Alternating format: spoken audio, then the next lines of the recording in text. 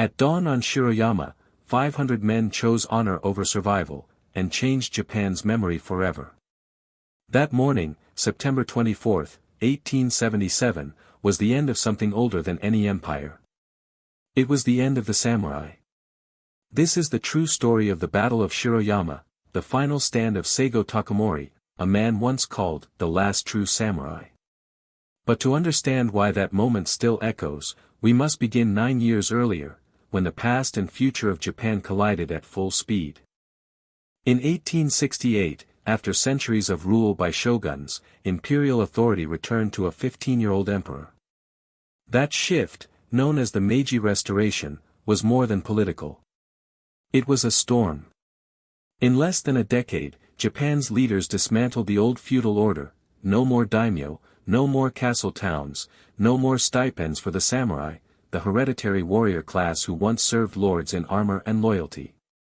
Their code, bushidō, demanded honor and obedience even unto death. But the new government didn't need swords. It needed railroads, rifles, factories. Many adapted. Some rose with the change. But in the southern province of Satsuma, resentment festered. Satsuma had produced many of the Restoration's architects, including Saigō Takamori, a stoic and battle-hardened statesman. He had helped crush the old regime. But he did not expect the world that followed. Saigō believed in reform, but not in erasing identity. When samurai were stripped of status, swords banned in public, and their stipends abolished, he feared the soul of Japan was being sold too quickly for steel and steam. He withdrew from Tokyo, returning home to Kagoshima, the heart of Satsuma. There, thousands of former samurai looked to him not just as a general, but as a moral compass. They asked, if the emperor's new world no longer had room for men of duty, then where did honor go? By 1877, the question would no longer be philosophical. That winter, tensions snapped. The Meiji government, suspicious of Saigō's influence, moved to dissolve the Shigaku, a network of samurai academies in Kagoshima. In response, armed samurai seized local arsenals. Government ships were blockaded. Bridges were burned. What followed would become known as the Satsuma Rebellion, a civil war not of conquest, but of principle. And at its heart stood a man who never wanted to be a rebel, but would not watch quietly as his world disappeared. In February of 1877, the hills of Kagoshima echoed with the sound of boots and banners. Roughly 12,000 samurai, many unpaid, unranked, and unready to kneel before Tokyo's reforms, had taken up arms. They wore old armor or none at all. Some bore katana passed down through generations. Others carried muskets left over from earlier wars. Few had ammunition. Fewer still had illusions. What they had was Saigō Takamori. To many, he was already legend, a man who had fought in the name of the emperor during the Boshin War and helped topple the Tokugawa shogunate. Broad-shouldered, bearded, and humble in bearing, he walked not like a rebel, but a man out of step with his own century. He didn't declare rebellion. He left Kagoshima only to go to Tokyo and question the government. But the government didn't wait. The Imperial Army, modern, well-trained, armed with Snider-Enfield rifles and field artillery, moved to intercept. The stage was set. The samurai marched north through Kumamoto, meeting early victories. Castle gates fell. Garrison troops, many drafted from commoners, hesitated against these sword-bearing ghosts of a bygone age. But time favored the empire. By spring, Saigō's forces stalled. Ammunition ran low. Supply lines were cut. Recruits stopped coming. The early hope of sparking a broader uprising faded. Other domains, Tosa, Choshu, refused to join. Modern loyalty was proving stronger than old codes. By July, the Imperial Army, now over 30,000 strong, pushed the rebels back step by step. The road to Tokyo disappeared behind them. The road home narrowed. And still, they marched, toward Kagoshima, toward the only ground that felt like theirs. Along the way, small moments told the truth better than dispatches ever could. A man stitching his only sandal with fishing line. Another repairing his blade with pieces from a cooking pot. Letters from sons to fathers, folded and unread. Whispers at night, do we follow Saigō, or do we follow the past? By September, fewer than 500 men remained. On the high ridge of Shiroyama, they dug shallow trenches with cracked hands. Below them, the imperial army set its lines. 30,000 soldiers, with modern guns and Yamagata Aratamo himself directing from field tents. Saigō's men carried maybe 5 rounds per rifle. Their swords were polished, their armor mended with string. No reinforcements would come. No supply train. No hope. Just the hill. And each other. The Battle of Shiroyama would not decide Japan's future. That was already sealed. But it would decide how the samurai age ended. The hill called Shiroyama rose behind Kagoshima like a weary guardian, stone terraces, forested ridges, and the graves of warriors past. On September 23, 1877, Saigō Takamori and his final followers climbed that slope not to win, but to meet their end with eyes open. They numbered around 500. Below, the imperial army had fully encircled them. Over 30,000 soldiers, reinforced with artillery batteries, Gatling guns, and seasoned commanders. The men who once served Saigō now stood in ranks against him. And yet, the defenders prepared. They built crude earthen berms by lamplight, dug trench lines, and wove pine branches into screens. They arranged their camp not for comfort but for vision, knowing dawn would bring fire. Some tied final headbands. Others mended torn armor with silk thread. A few still trained, walking silent sword forms under the moon. In the center of the ridge, Saigō sat in a makeshift tent, writing by candlelight.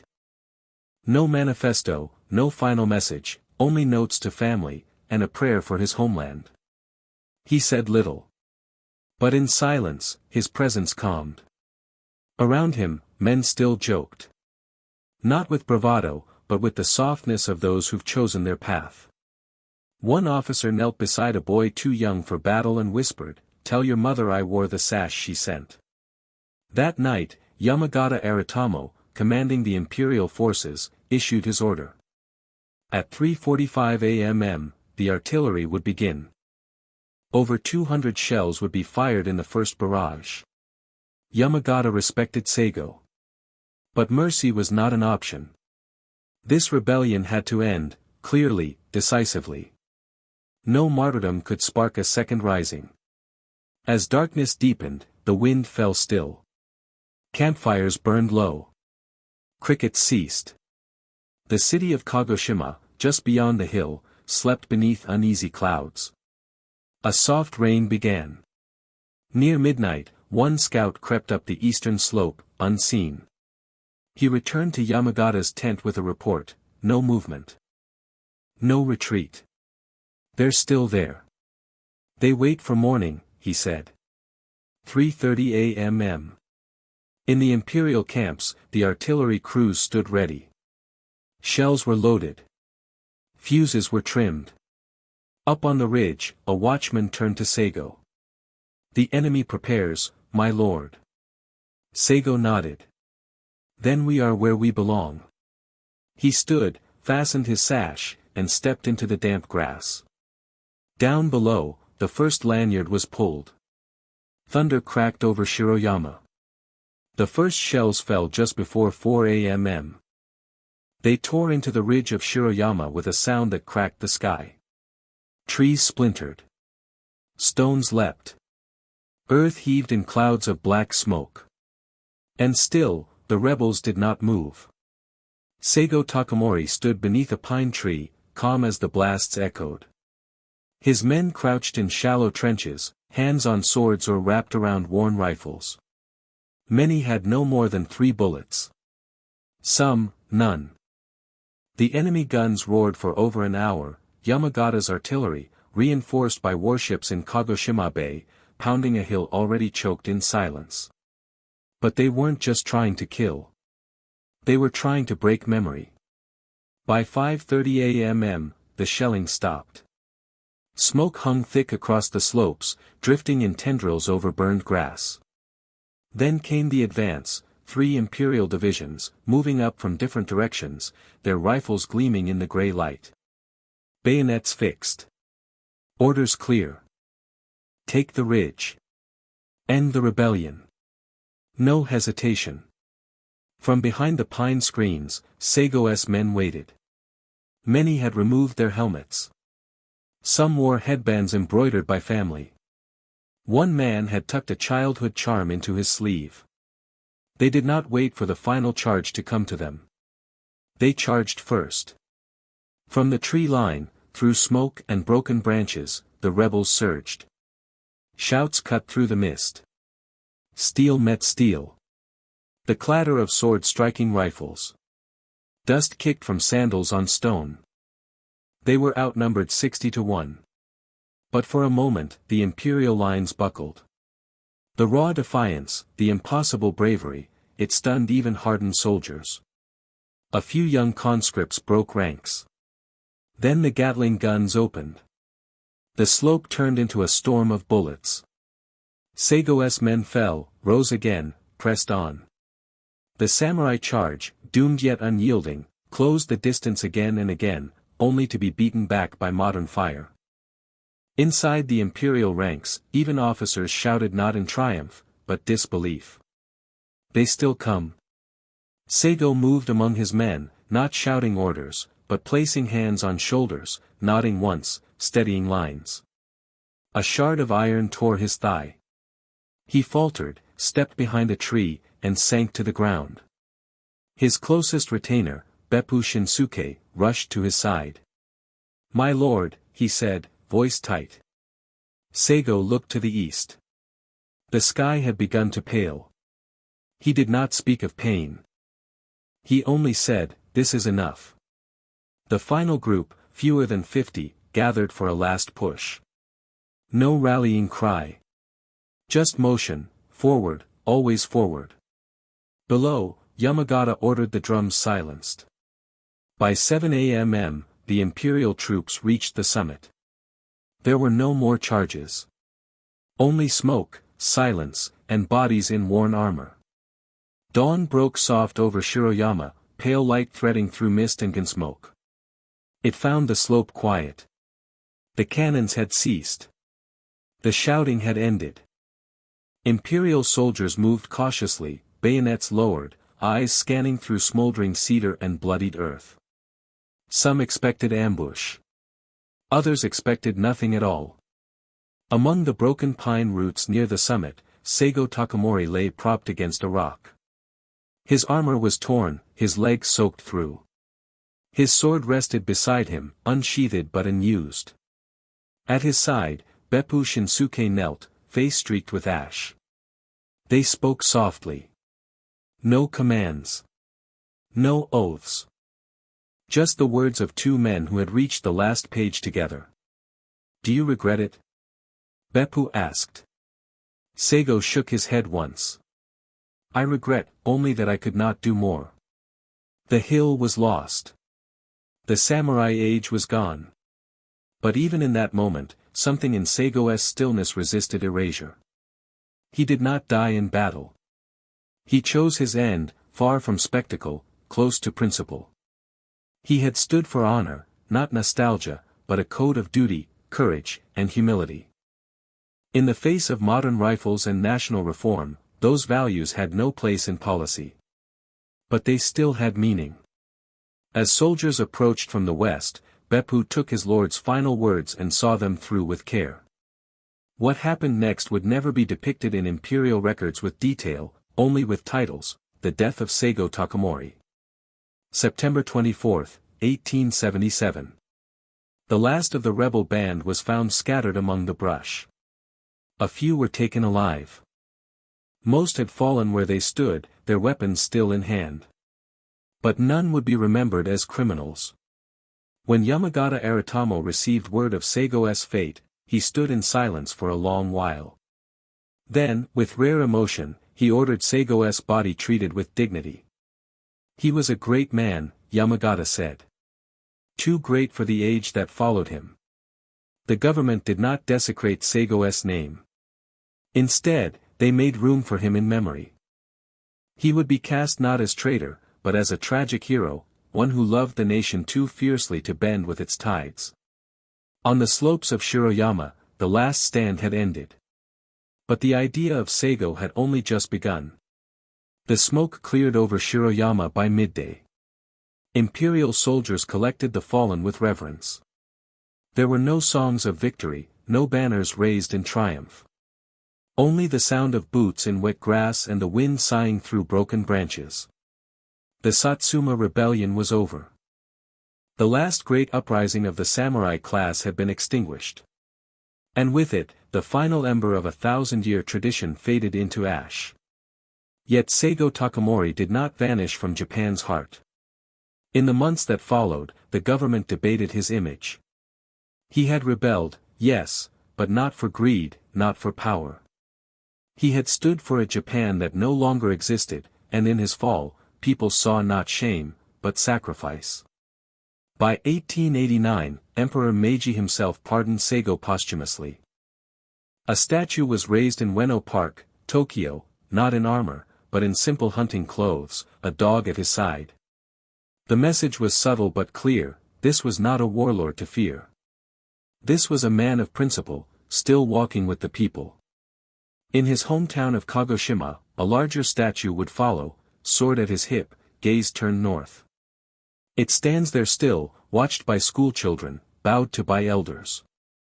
Saigō became more than a rebel. He became a mirror. To the rising generation of Japanese, molded by the Meiji reforms, his story was a caution and a compass. Discipline. Duty. Integrity. These were samurai virtues, but they had a place even in a modern nation. Bushidō, once a warrior's code, would evolve.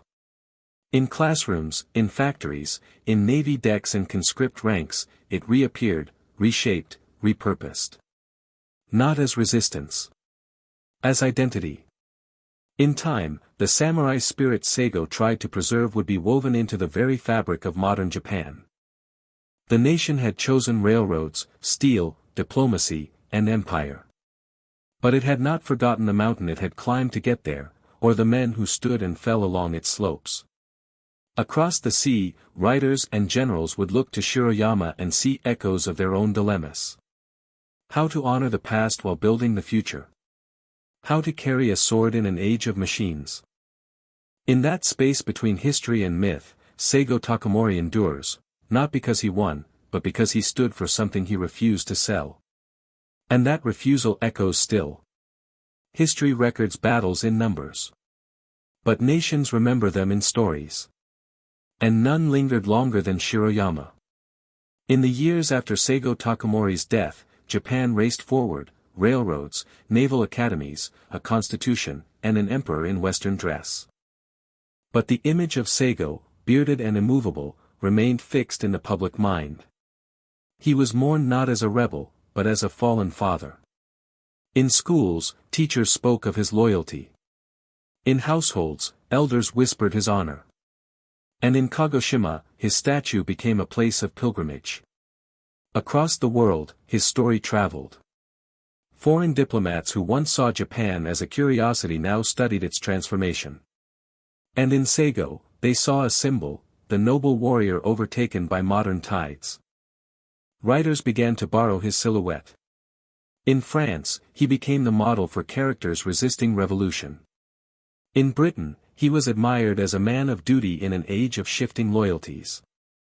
In America, decades later, his echo would shape Hollywood's image of the Last Samurai. But there were two versions of Saigō. One, sculpted from sorrow, a tragic hero, doomed by devotion. The other, carved by politics, a man too rigid to evolve. Both lived in tension. In Tokyo, intellectuals debated: was he a necessary sacrifice or a dangerous symbol? Some argued his legend gave comfort to those who clung too tightly to the past. Others insisted his story warned against reform without roots. Even Yukio Mishima, a century later, would stand beneath Saigō's statue and see in him the last thread between spirit and steel. But history has a way of balancing itself. In textbooks, Saigō became both a warning and an example. He had opposed the future, but not blindly. He had fought for the soul of a country that was changing faster than it could understand. He died resisting the very government he helped create. And that paradox made him unforgettable. His rebellion failed. But the questions it raised, about identity, loyalty, and the cost of change, remained open. Today, the path up Shiroyama is quiet. Tourists walk the slope where cannons once fired. Pine trees grow where trenches were dug. The view from the summit shows a modern Kagoshima, trains, ships, neon signs, and far in the haze, the silhouette of the Satsuma Sea. But if you stand still and close your eyes, the hill still holds its silence. And in that silence, the spirit of a choice, made with clarity, not anger, still lingers. The age of the sword had passed. After Shiroyama, Japan did not collapse into nostalgia. It rose with precision, constructing factories, bureaus, and a modern military with breathtaking speed. Students studied science in Tokyo and Paris. Officers drilled in German formations. Steamships replaced ox carts. Telegraph lines sang across valleys where once only conch shells had sounded. But deep within this velocity, something ancient survived. The samurai, once a distinct class, dissolved into the nation.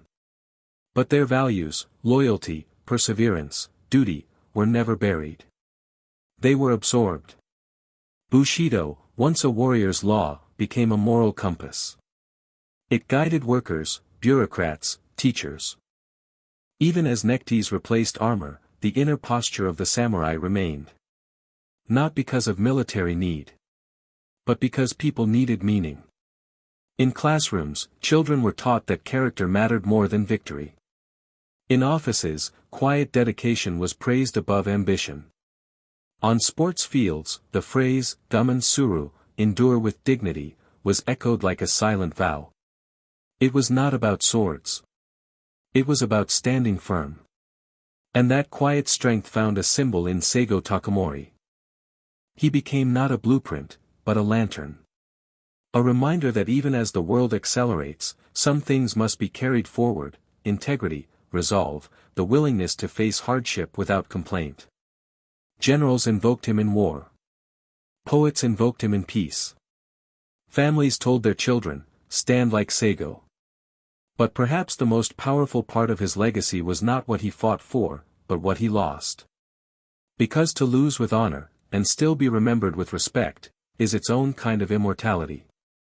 Even today, Japanese culture honors formality, commitment, deference, echoes of the samurai mindset, no longer tied to class or blade. It's found in the bow of a stationmaster seeing off a bullet train.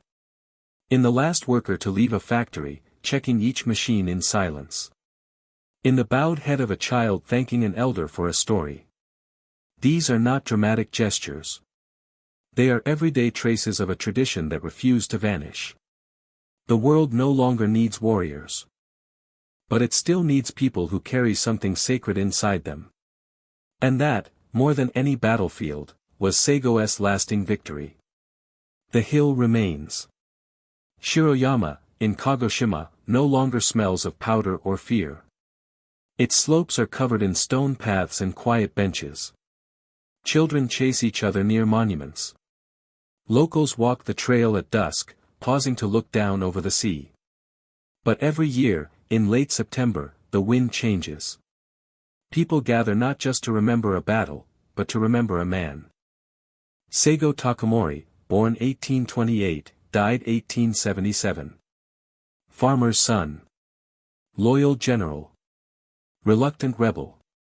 Last of the samurai. Not because he carried a sword.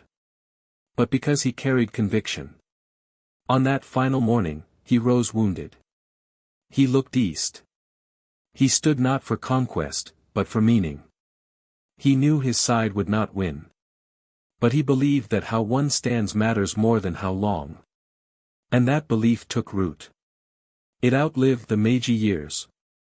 It survived wars and rebuildings. It crossed oceans and translated into values spoken in new languages. In a world that often rewards speed, Saigō reminds us of stillness. In a time where compromise is easy, he reminds us that some truths must be carried, even at cost. The sun still rises over Shiroyama as it did on September 24, 1877. That day, it rose over silence, smoke, and the quiet remains of 500 men. Not martyrs. Not fools. But men who stood when their time ran out, and chose dignity over survival. This is not a tale of violence. It is a tale of weight. Of what happens when the old world bows not in defeat, but in respect. A new Japan rose from that hill. It remembered the lesson, adapt or vanish, but never forget who you are. And now, as we step away from the battlefield, we carry something with us too. Not swords. But the reminder that in each of us, when the pressure builds, when the world shifts, we still have the power to choose who we are. Even in a new age, there is room to walk the hill with honor. Even in a quiet life, there is space to live with the soul of a samurai. Thank you for walking this story to its end. If you want more true samurai history, subscribe for the next tale.